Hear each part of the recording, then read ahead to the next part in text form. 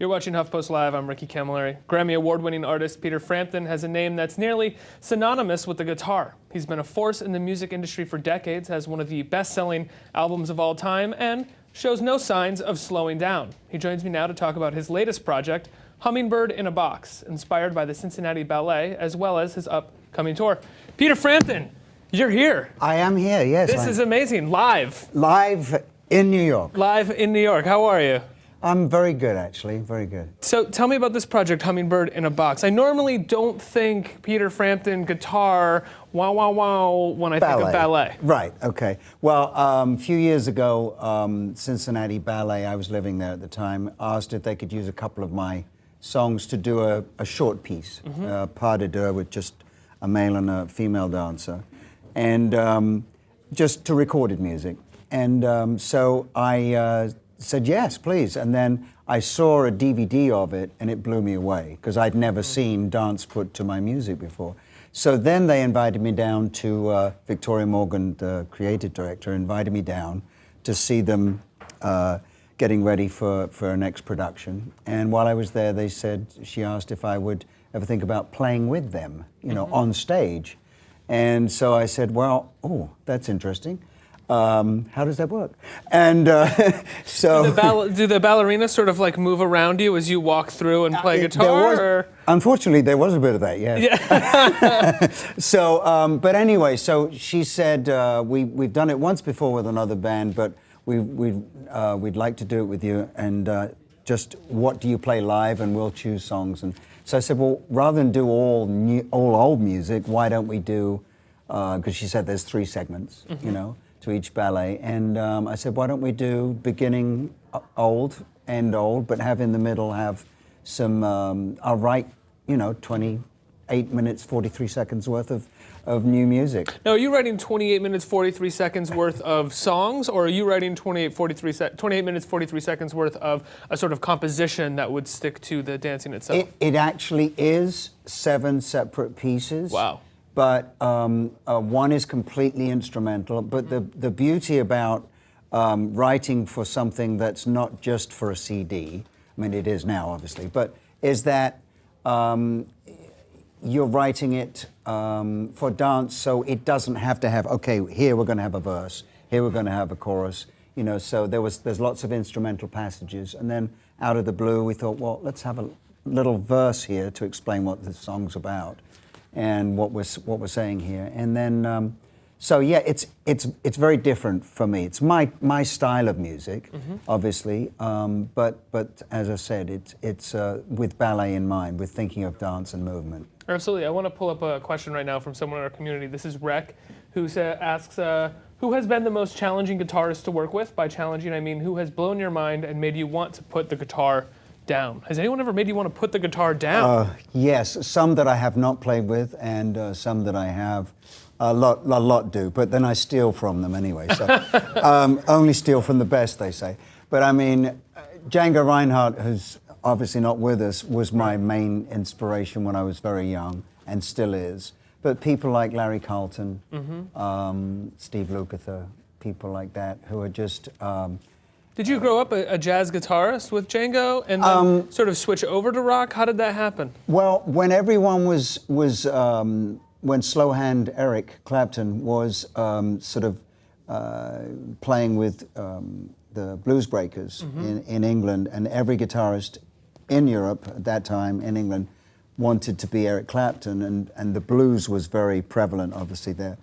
I love the blues very much, and it's very seductive, you know, style. But I just thought at that point, when I was just before Humble Pie, round about the herd I was in at the time, I decided to start listening to a lot of jazz guitarists, which was more lyrical for me.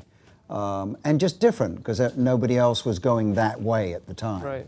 Obviously, a lot of guitarists play that way now. But so that's why. And then I mixed my jazz influences with blues, and then when Humble Pie came about, when Steve and Marriott and I formed Humble Pie, I kind of put them all together with rock, blues, and jazz, and hopefully was looking forward to coming up with my own style, which I think I did. What's so interesting to me about your career is that you have an influence like Django Reinhardt. You are working with Humble Pie. You're a trained guitarist. You're an incredible rock guitarist, and you became sort of inadvertently a teen idol. Almost. What was that like for you in that time to be like, I'm a serious guitarist, I'm a serious rock and roll musician, but I'm on the cover of Teen Beat magazine? Well, obviously, for the immediate sales of any records, it was wonderful. But I think that I've sometimes said, the way I looked, not now, but the way I looked then was almost to my detriment, because it was overpowering the actual talent as opposed to my playing, as you say, a serious guitar player. But, I'm not crying over spilt milk. I mean, it was definitely... there's nothing to cry over. You have one of the greatest selling albums of all time. No, but I think that, it definitely, credibility was affected as a musician. People tended to think of me as, when I hear Peter Frampton singer, yes, I am a singer, but I'm a guitar player. And the way that, being on the cover of every magazine, normally with my shirt off. How was that? How did that go for you with the first couple of times? You're like, Peter, come on, baby, just loosen up a little bit. It was only twice. Take it off. It was only twice, and I must have lost my mind both times. No, it was Scavollo, the very, very famous fashion photographer, obviously, Francesco Scavollo, and he just all the way through the session, it was for Rolling Stone and cover Rolling Stone, and he said, Peter, please, would you just take the shirt off one time for me? It's not for Rolling Stone. It's not for Rolling Stone. It's for me, Peter. Really. So that's almost even worse. What's he gonna do with it? Well, I don't know. Yeah. So at the end, he pestered me so much. I said, all right, okay. So I literally took my shirt off. He snapped one shot, and that was the cover photo. Oh, and you'll never live it down. Well, no, it's nothing really to live down. No, not anymore. I'm sure it did you pretty well at the time. Yeah. Later in life, we have all these teen idols now. The 70s were sort of the beginning of teen idols.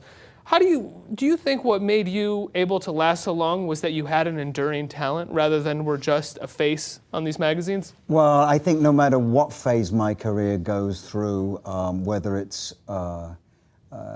recording or playing live or whatever I'm doing, or writing for the ballet. Being on The Simpsons. Being on The Simpsons. The bottom line is that I always come back to the fact that I'm a guitar player, and I go and play with people when they ask me, and that's the most enjoyable part of what I do. It's my passion, is guitar playing. So yes, I think that a lot of teen idols I feel for these days, because a lot of them have very deep talent as well. Yeah. But it's being overshadowed by the front glitz, cover. Front cover.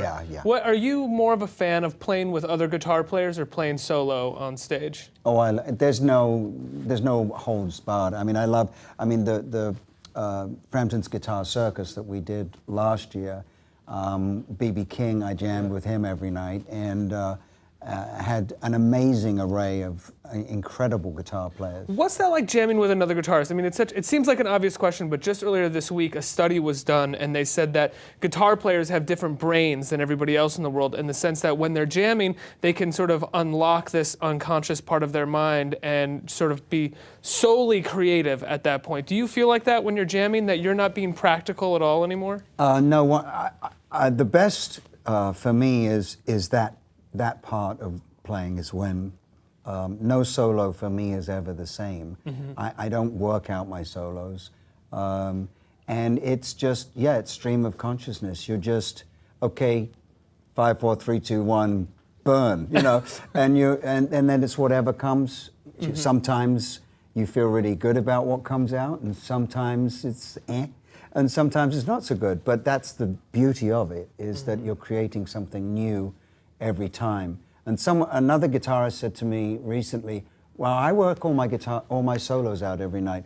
That must be exhausting, having to come up with something new every night. And I'd never thought about that, but it's probably true that Yeah. it's more taxing because you are digging deep, you know, to find something you haven't played before. That's what it's all about for me, is finding something new that makes me go, oh, I like that. That's Right. good. How do you find something new when you know all the scales, you know all the chord progressions? You know, that must be really difficult. It's just being inspired by I don't know. That's the Well, speaking of inspiration, I don't know. Yeah. speaking of inspiration, Ariana Huffington, she has a book out called Thrive right now. We're asking a lot of people how they thrive, which is, how do you get by out of work? Is it yoga? Is it sleep? Is it meditation? What makes you thrive outside of, obviously, coming up with something new on the guitar? Well, I do work out 2 to 3 times a week. Should be more, but of course there's not enough time. And basically, I love technology. That's what I love. I love computers, photography, movies, and stuff like that. So that's my hobby, really. I'm always tinkering, but it always comes back to guitar, amp, effect. That's what I do. You know, Right. I'm very. No matter what technology you're tinkering with, How can I bring this back? Yeah, it always comes back to the music. You know. To this. Well, Peter, it's a pleasure to talk to you. Thanks so much. Thank you for coming on. having me. Tickets to Hummingbird in a Box with the Cincinnati Ballet are in the resource well below. Check out the links. You can also find out more about his album release of the same name and his upcoming tour there as well. Stick around. Tonight. Go tonight. Go tonight. Opening night. Stick around. There's a lot more coming up on